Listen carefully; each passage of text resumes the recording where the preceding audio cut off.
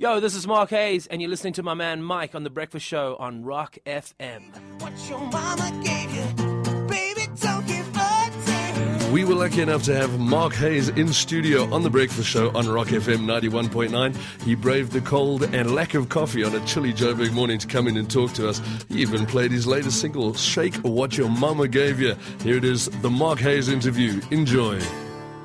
I'd like to welcome into the studio Mark Haze. Speaking of rainbows, right? Yeah.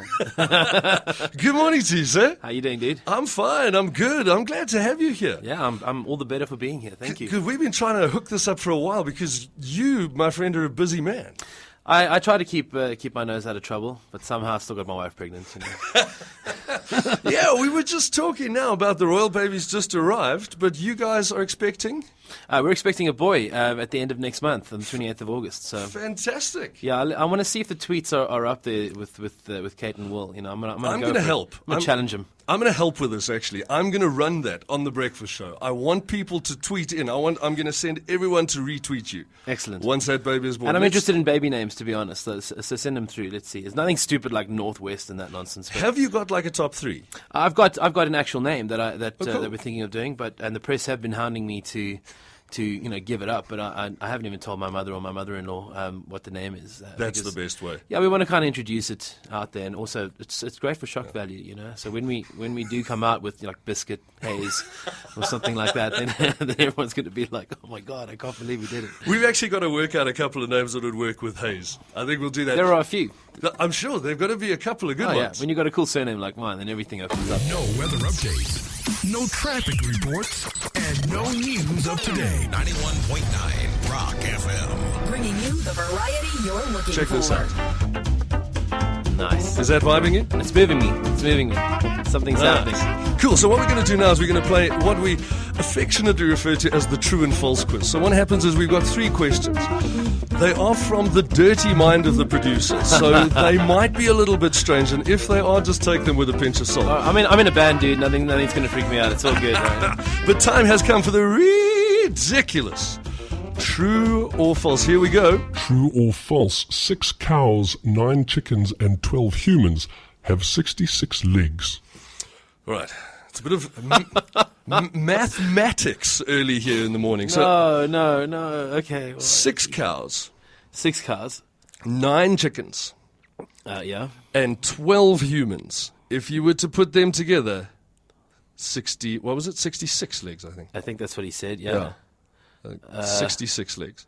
I'm going to start with chickens because there's 2 legs per chicken. Right. So it's 18 chickens. So it's 18.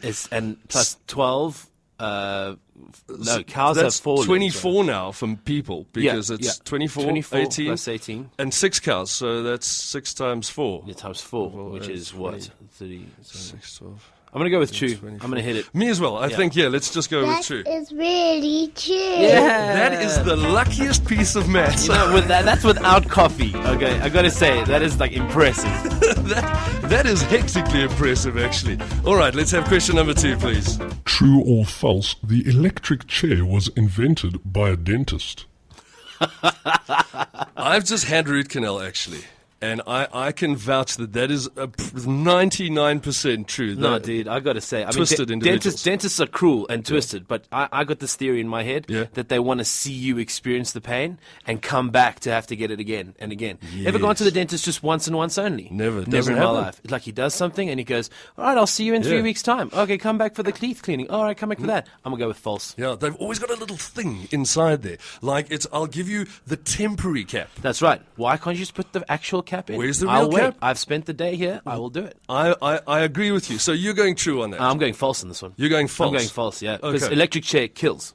Oh, right. So and they it's want final. you to come yeah, back. It's very final. I mean, I think dentists are all about like continuation. So you're going to go false. My dentist now is a lovely guy. The guy before, I think, went to school in another country. So I'm just on him, I'm going to say true. That is really true. Oh, no. Well, it's just, A little bit of interesting fact for the day. I once had a dentist. Yeah. His name was Dr. Payne.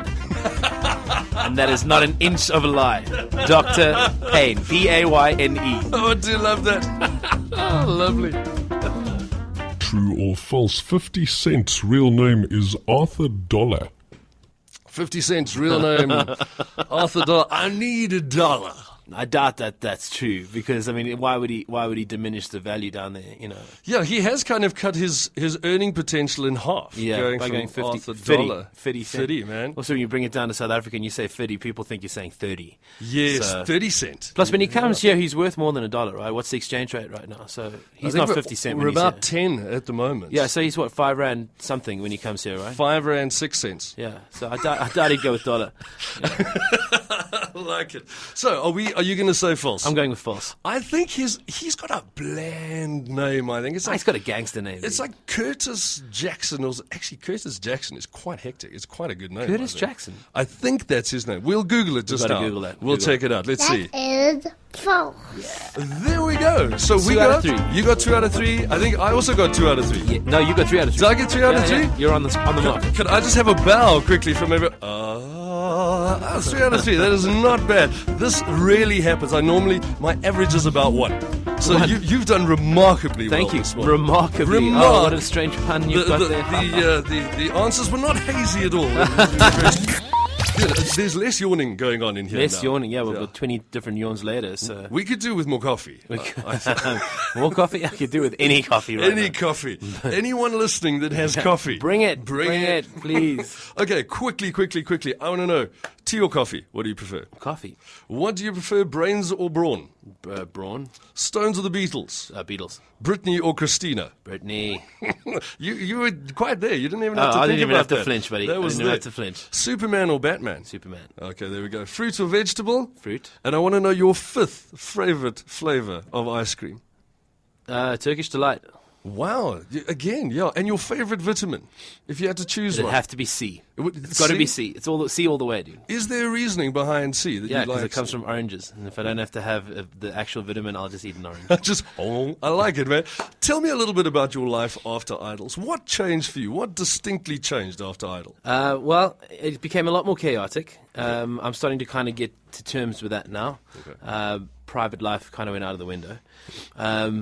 Things like fans running up to you. Wherever you go, someone's going to recognize you. And that is a real thing. I mean, people think it's fun and interesting, and a lot of people think that's why they want to get into entertainment is for that, and then For you the fame. get it. And It's then hard, yeah. I mean, a lot of people don't get it. Like fame and success are two different things. I've been saying this in every interview I've had since Idols ended. And you can be completely famous and dead broke at home and not working or something like that. So fame can be a double-edged sword. So if you're having a bad day, fame can be really upsetting. If you're having a good day, fame is okay. Because you're under the microscope. So if it's a bad day, it's a really bad day. Oh, yeah. My job is just like everyone else's job. So if you're sitting at a desk and listening to this right now, I mean, the only difference is that everyone knows what I'm doing with my time, but not everyone knows what you're doing except your boss, who seems to be hounding over you every day. Yeah. I am my own boss, and I can tell you now my boss is a dick. So, And it's work. It's life. I mean, I wake up at 5 every morning, okay? And I've lost about 40 kilograms since Idols ended. You're Because- looking good, by the Thank way. you. If I can Thanks just very say much. that. You are looking I feel well, I don't feel that great right now. in but a bro way. You're looking very thank good. you. You look pretty good yourself. Thank you very much. So let's just keep it I above the shaved shirt. for you this morning. Oh, you did? Yes. I didn't. I'm sorry about that. I didn't even cut my hair. I feel let down, but that's fine. But I'm back to the point. But I'm up at 5 and I'm at the gym. Yeah. I'm exercising, keeping myself Good. fit because a touring life is a difficult life. Sure. You do 6 shows in a row, I guarantee you're going to fall over backwards. So you got to be ready for it. Then there's the admin side of it. I am a CEO at the end of the day. I don't look it. I don't sound it. But you're a small business owner. Well, I mean, when you put me behind the desk and I have to speak to my different sponsors and the endorsements and the record label and the various different venues that we deal with, plus the management team that I've got to run.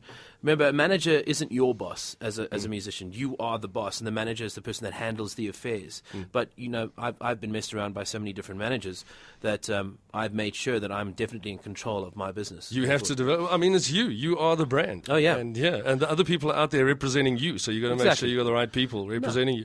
Now, tell me a little bit about, because we had Daniel Barron in here a little while ago, Yes. an ace guy, and also an Idol alumni. Yeah. Now he was also part of this Bon Jovi opening squad. Oh, yeah, the squad. Team BJ. I want to know what it was like when you walked out onto that stage. Everything about it felt absolutely right. I think if there was any closure in terms of what I was trying to work towards, that was the day that was the truth of it. Now, I'd opened for Seether before when my band and I were called 12th Avenue before Idols, when things were going well, and then there was the backlash with my management dropping things for me, and then Idols was the saving grace. And since Idols ended, I mean, and people need to understand, Idols ends, and then you have nothing anymore. You have no backing from Mnet. You have nothing to carry you through. No PR agent. No masseuse. No doctors on hand when you get sick. You got to find everything yourself and do everything yourself. So when I got the call, we worked at it. I mean, we worked really hard at it. And when we were told, okay, if you want to get onto Bon Jovi, you better get your fans voting for it. And my fans are amazing. And I can't thank them enough for what they did. But getting on the stage, having the crew work for you, the setup, the sound, the lights, it was amazing. And 50,000 people screaming along. And that's got to be the best way to stand on that stage, because inside those 50,000 people, a lot of people to put you there. Exactly. Yeah, and when I walked out they just made the announcement, and I could taste what they had for breakfast that morning. It was so powerful. Maybe you should stay on the stage. And listen, also, we've just been talking now. You, my friend, have taken up the ancient art of golf. The ancient art. Yes, a samurai hitting the balls. The ancient art of messing up a good walk. That's the one, yeah. I'm trying to become one with nature, but instead I keep swearing at myself for getting into the bushes the whole time. So we've got send us through a couple of tweets, and we want to figure out we need to give Mark a couple of words to use on the golf course, and not the bad ones. He knows those. Yeah, but very well. We need to help him with things like dog leg left. Yeah, I thought it was a chicken wing right or something like that. But now you are up in Joburg, because there's not many reasons that people come from Cape Town to Joburg. Let's be honest. Well, you know what? Our mountain is a mine dump, man. No, man. No one cares about the mountain in Cape Town. It's just an excuse, trying to keep you guys away. That's what we're trying to do, keep it to ourselves. So your tour is called Escape the Cape. That's right. Hashtag Escape the Cape. If you're going to talk about it on Twitter this morning. That's right. Hashtag Escape the Cape. So, yeah, the reason we called it Escape the Cape is because as we were doing the planning for it, we're coming up to winter in Cape Town. Winter in Cape Town is nothing like winter in the Gauteng. Winter in Cape Town is wet, wet, wet, and more wet. And not the good wet, okay? We're talking like... It's bad wet. You ran outside to go fetch something off the lawn, like your newspaper or something like that, and you come back and you have to change your clothes wet. Like, it's madness. It's like proper. Yeah, exactly. Yeah. So, and don't get me wrong, I love Cape Town. It's my home, and I'll probably always live there. But when winter time comes, I need to escape the Cape. I need to go. You are making friends and influencing people with that kind of talk up here, because you people like to hear that up here. Because we are stuck that here. It's not all sunshine and roses, right? We want to hear about the wind. We want to hear about the. You want to hear the bad stuff? Oh, there's sharks everywhere, and they keep eating people, and the sand just gets in my ears all the time. And it's horrible. And the mountain keeps blocking the sun. I'm going up to Joburg. Oh, Joburg, here we come. So give us a couple of dates that are on this Escape the Tape. Escape the Tape. Escape the Tape. That's Love what, what did the CD say to the LP player? Escape the tape, huh? Ha, ha, ha. Coffee. So, we need some. Bring it, please. Give us some dates for Escape the Cape. Well, the tour's kicked off. I did 2 shows last week, but the band flies up tomorrow, and we're going to be doing some shows. We start off at Rumours in Velta Freedom Park on Thursday. Cool. Then we head over to Grafters in Pretoria on Friday, Firkin in Centurion on Saturday, and then Dozie's back to the Roots on Sunday. And then I finish off the tour by myself, a little solo performance at Tans Live on Tuesday night. Cool. So there's actually quite a bit that Mark Haze fans can go out and see. I mean, they can see you perform by yourself as a solo and can see you with a band. Are those quite different shows? Extremely, because the solo show involves me telling a bit of story about how I wrote certain songs and why I did it and what songs are influential to me. And I do like different versions of things. And I kind of get a bit more bluesy, a bit more soul. I mean, I'm a rock artist, and I probably always will be. Sure. But I'm very influenced by the old rhythm and blues scene, like Ray Charles, Muddy Waters from the blues side of things. And I like to play a lot of that. Cool. And it means I have to do different styles, a bit of Delta, and that sort of thing. Like when I play you guys a tune later, it is a rock song. It's my new single off my album. And the song's called Shake What Your Mama Gave You, which is pretty heavy. But I'm going to play it in a bit more of a Delta blues type of way today. Fantastic. Give us a little bit of background to that Shake What Your Mama Gave You. Shake What Your Mama Gave You started off as I'm a little bit embarrassed to say, when we said, okay, let's do this, I was trying to explain to the band what it was I was trying to get across. And I said, try and imagine a stripper on a pole. and then you'll get the rhythm and you'll get the feeling. So so we went into studio. Welcome to morning radio. Oh yeah, what's a rock station? You're allowed to slip up a little bit. It's all good. And then when we took it to studio, Theo Kraus from the Nude Girls, who's my producer, he said, you know what, we should add a bit of tempo to the song. So the version I'll play